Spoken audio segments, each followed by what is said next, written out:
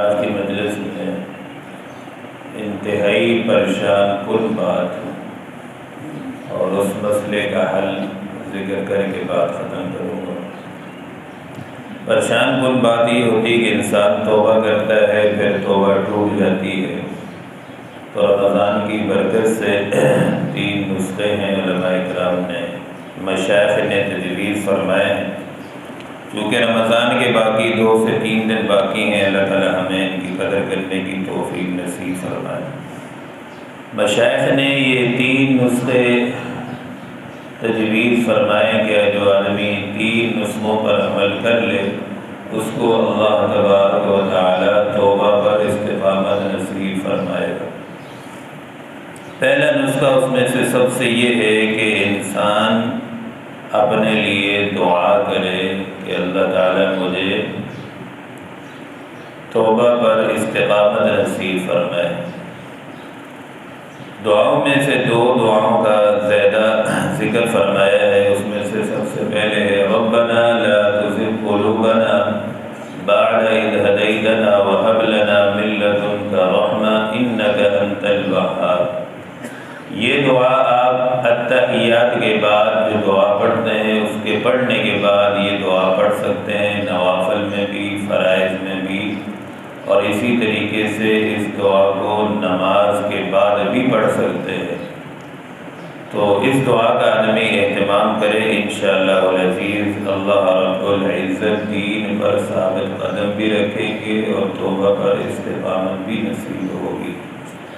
دوسری دعا علماء فرماتے ہیں جو آدمی اولاد کے لیے پریشان ہو، اولاد نیک نہیں ہوتی، نافرمان ہے، تو اس کے لیے یہ دعا ہے۔ یہ دعا بھی آپ نماز میں شامل کر سکتے ہیں، نماز کے بعد بھی پڑھ سکتے ہیں۔ ربنا هب لنا من ازواجنا وذرياتنا قرة اعین واجعلنا للمتقین اماما۔ ان دونوں دعاؤں کو نماز میں شامل کر لے تو بہت اچھا ہے، نہیں تو نماز کے بعد بھی پڑھ سکتے ہیں۔ دوسری چیز ہے، نسخہ ہے جس سے توبہ پر آدمی مستقیم رہتا ہے، استقامت، وہ ہے صحبت صالحین، نیک لوگوں کی صحبت ہے۔ جب انسان اچھے لوگوں کے ساتھ، سچے لوگوں کے ساتھ رہتا ہے تو سچوں کے ساتھ رہنے سے انسان خود بھی سچا بن جاتا ہے۔ صحبت صالح تو صالح بنا، نیک لوگوں کی صحبت یقیناً انسان کو نیک بناتی ہے۔ حدیث پاک قرآن پاک میں بھی اللہ تعالیٰ نے فرمایا یا ایھا الذین آمنوا اتقوا اللہ وکونوا مع الصادقین، اے ایمان والو سچے لوگوں کے ساتھ ہو جاؤ، جو سچے لوگ ہیں، اللہ سے ڈرنے والے ہیں، اللہ والے ہیں، ان کے ساتھ ہو جاؤ۔ صحبت طالح ترا طالح کنن، بری صحبت انسان کو برا بنا دیتی ہے۔ نیک صحبت میں جب آدمی جاتا ہے تو انسان، اللہ تعالیٰ کی شان ہے، اللہ والوں کی مجلس میں جب بیٹھتا ہے تو تبدیلی یوں آتی ہے۔ مولانا اشرف علی تھانوی رحمہ اللہ نے لکھا ہے جو اللہ والوں کی صفات ہوتی ہیں وہ قدرتی طور پر انسان میں منتقل ہو جاتی ہیں، اچھی عادات، تو انسان خود بھی پھر نیک بن جاتا ہے۔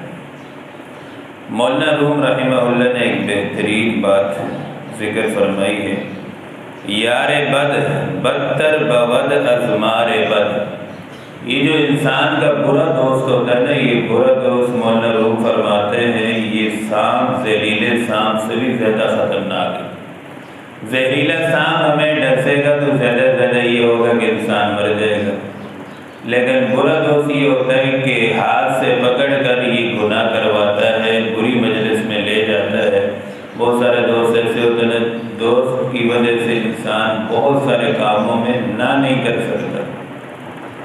چائے پینے چلنا ہے تو طبیعت نہیں ہے، دوست میں چل یا چلنا ہے۔ غلط محفل ہے، شراب کی محفل ہے، خود انسان نہیں جانا چاہتا لیکن دوست ہاتھ پکڑ کے لے جائے گا۔ کل قیامت کے دن یہ دوست کا شکوہ کرے گا،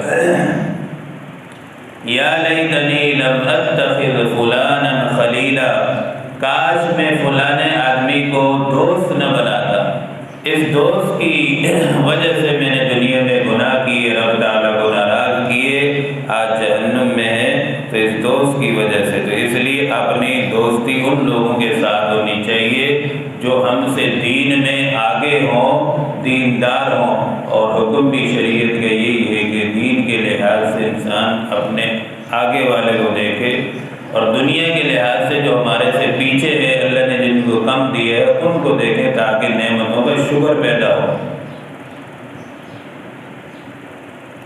دوسری جگہ ہے قرآن مجید میں الاخلاء بعضهم لبعض عدو الا المتقین، قیامت والے دن دوست ایک دوسرے کا شکوہ کریں گے کہ تیری وجہ سے سارے معاملات خراب ہوئے اور یہاں تک ہم پہنچے۔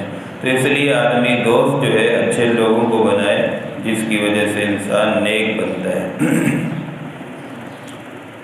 اب دو بندے ایسے ہیں جن کی دوستی اللہ رب العزت کے لیے ہوتی ہے، تو ان کے لیے حدیث مبارکہ میں آتا ہے جب ان دوستوں کی دوستی کس لیے صرف اللہ رب العزت کی رضا کے لیے ہوتی ہے تو فرمایا سبعۃ یظلهم اللہ فی ظلہ یوم لا ظل الا ظلہ، رجلان تحابا فی اللہ اجتمعا، یہ دو دوست جب آپس میں ملتے ہیں، جمع ہوتے ہیں، ان کا اٹھنا بیٹھنا ملنا اللہ کی رضا کے لیے ہوتا ہے، تو پھر یہ لوگ قیامت والے دن اللہ تعالیٰ کے عرش کے سائے میں ہوں گے۔ 7 لوگوں کے بارے میں ذکر ہے کہ 7 لوگوں کو اللہ تعالیٰ اپنے عرش کا سایہ نصیب فرمائیں گے، تو ان میں سے ایک یہ آدمی بھی ہوگا جس کی دوستی اللہ کی رضا کے لیے ہوگی کہ میں اس سے اس لیے دوستی رکھتا ہوں تاکہ میں بھی دین پر آ جاؤں، اگر وہ دین پر نہیں ہے تو میری وجہ سے دین پر آ جائے۔ یہ دونوں صورتوں میں اللہ کی رضا مقصود ہوگی، تو ایسا آدمی قیامت کے دن اللہ رب العزت اسے اپنے عرش کا سایہ نصیب فرمائیں گے۔ صحابہ کرام کو آپ دیکھ لیں، امام الانبیاء صلی اللہ علیہ وسلم کی صحبت میں رہے تو صحبت کی وجہ سے اللہ تعالیٰ نے انہیں چمکا دیا۔ اب ایک ادنا صحابی ہے جسے 5 منٹ کی بھی نبی علیہ السلام کی صحبت ملی ہو، پورے کائنات کے انسان مل جائیں قطب ابدال، 5 منٹ کی صحبت پانے والے صحابی کا مقابلہ نہیں کر سکتے۔ تو صحبت سے انسان کی زندگیوں میں تبدیلی آتی ہے، انسان جو ہے تبدیل ہو جاتے ہیں، زندگیوں میں انقلاب آتا ہے۔ حدیث پاک میں آتا ہے نا العین حق، کسی کی نظر بری ہو یا اچھی ہو، جب انسان کو لگتی ہے برحق ہے بری نظر لگنا، جب بری نظر لگنا برحق ہے تو بتائیں کسی اللہ والے کی اچھی نظر لگے گی تو انسان اس سے کیسے تبدیل نہیں ہو سکتا۔ بری نظر کو ہم مانتے ہیں، اچھی نظر کو بھی ماننا چاہیے کہ اللہ والوں کی نظر سے دین پیدا ہوتا ہے، انسان کی اصلاح ہوتی ہے۔ اصحاب کہف کے کتے کو دیکھیں، اب یہ اصحاب کہف کا جو کتا تھا یہ ان کے ساتھ چلتا تھا، یہاں تک کہ غار میں یہ سب گئے تو یہ اندر سو گئے، کتا باہر ان کے انتظار میں بیٹھا رہا۔ اب یہ اس اصحاب کہف کے کتے کا تذکرہ جو ہے قرآن مجید میں بھی ہے، اور قیامت والے دن یہ کتا ان کے ساتھ جنت میں جائے گا۔ بتاؤ جب جانور اللہ والوں کے ساتھ رہے وہ جنت میں جا سکتا ہے، تو انسان اگر اللہ والوں کے ساتھ رہے گا تو وہ کیسے جنت میں جا سکتا؟ اس لیے ہمیں چاہیے کہ ہم نیک مجلس کا بھی اہتمام کریں۔ نیک مجالس میں مسجد میں آدمی زیادہ آتا جاتا رہے، بیانات میں بیٹھے، اور پھر یہ تبلیغی جماعت ہے، یہ بھی اللہ والے لوگ ہیں، ان کے ساتھ آدمی جماعت میں نکلے، سے روزے میں جتنا وقت ہو سکے آدمی اللہ کے راستے میں نکلے، اللہ والوں کے ساتھ بیٹھتا رہے گا، انشاءاللہ بیٹری چارج ہوتی رہے گی۔ جس دن بیٹری ڈاؤن ہوگی تو سمجھ لے اس دن ہماری زوال کا وقت شروع ہو جاتا ہے۔ تیسرا اور آخری نسخہ یہ ہے کہ انسان رمضان کے بعد بھی تہجد کا اہتمام لازمی کرے، کیونکہ جتنے بھی انبیاء، صالحان، نیک لوگ، اتقیاء آئے ہیں ان نے تہجد زندگی میں پڑھی ہے۔ نیک لوگوں کی فہرست میں اس وقت تک ہم شامل ہی نہیں ہو سکتے جب تک ہماری زندگی میں تہجد نہ ہو۔ حدیث مبارکہ میں امام الانبیاء صلی اللہ علیہ وسلم نے فرمایا بقیام اللیل علیکم فإنہ دأبۃ الصالحین قبلکم۔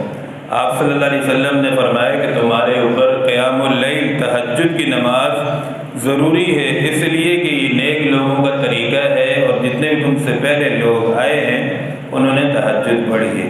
وَهُوَ قُرْبَةٌ لَكُمْ إِلَىٰ رَبِّكُمْ، اور یہ تمہارے رب کو قریب کرتی ہے، قرب نصیب ہوتا ہے اللہ تعالیٰ کا تہجد کے ذریعے سے۔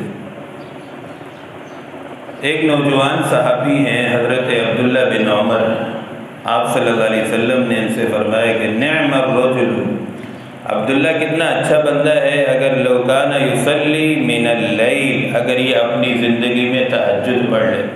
تو جب سے آپ صلی اللہ علیہ وسلم نے یہ فرمایا تو ان کے بیٹے ہیں حضرت سالم فرماتے ہیں کہ اس کے بعد ہمارے والد نے کبھی تہجد نہیں چھوڑی۔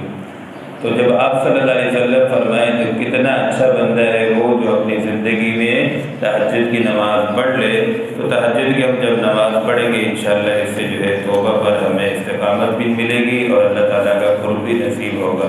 تو یہ تین چیزیں ہیں، ایک تو نیک صحبت کا اہتمام ہو، دوسرا دعاؤں کا، تیسرا یہ ہے کہ تہجد کا، انشاءاللہ اس سے اللہ کا قرب بھی نصیب ہوگا اور توبہ پر استقامت بھی ہوگی۔